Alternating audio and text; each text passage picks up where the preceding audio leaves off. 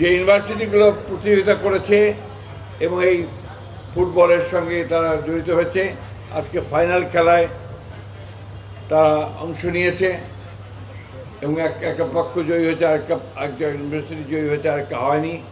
কিন্তু আমরা দর্শকেরা আমরা সবাই উপভোগ করেছি।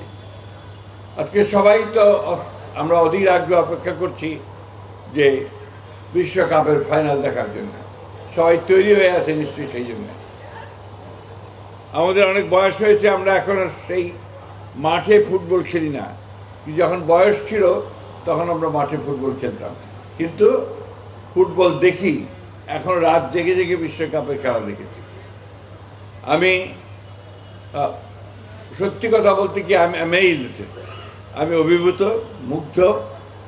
এই জুলাই মাসে যে তোমরা একটা চমৎকার ইতিবাচক একটা অনুষ্ঠানের মধ্য দিয়ে তোমরা যে একটা সামনের দিকে এগিয়ে যাওয়ার জন্য যে একটা অনুষ্ঠান করেছো, সেই জন্য আয়োজকদেরকে আমি আন্তরিকভাবে ধন্যবাদ এবং কৃতজ্ঞতা জানাচ্ছি।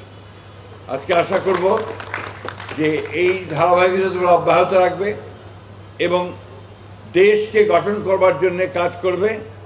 আর সবচেয়ে বড় জিনিস যেটা আমি তরুণদের উদ্দেশ্যে বলতে চাই, যে সবাই মাদককে একেবারেই না বলবে। এটাকে সবচেয়ে বেশি না বলা দরকার। আমাদের সমাজকে ধ্বংস করে দিচ্ছে, এর বিরুদ্ধে আমাদেরকে প্রতিরোধ গড়ে তুলতে হবে। সব হতাশার মধ্যেই কিন্তু একটা আশা থাকে, আশার আলো থাকে। সেই আশার আলো নিয়ে আমাদেরকে এগিয়ে যেতে হবে।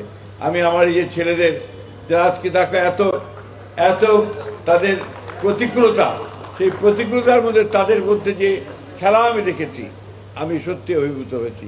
আমি আন্তরিকভাবে দেখছি। আমি তাদের দুই দলকেই আমি আমার ব্যক্তিগত তরফ থেকে 1 লক্ষ 2 লক্ষ টাকা আমি দেবো, এবং আজকে যারা খেলা খেললো তাদেরকে আমি 1 লক্ষ 2 লক্ষ টাকা আমি দেবো।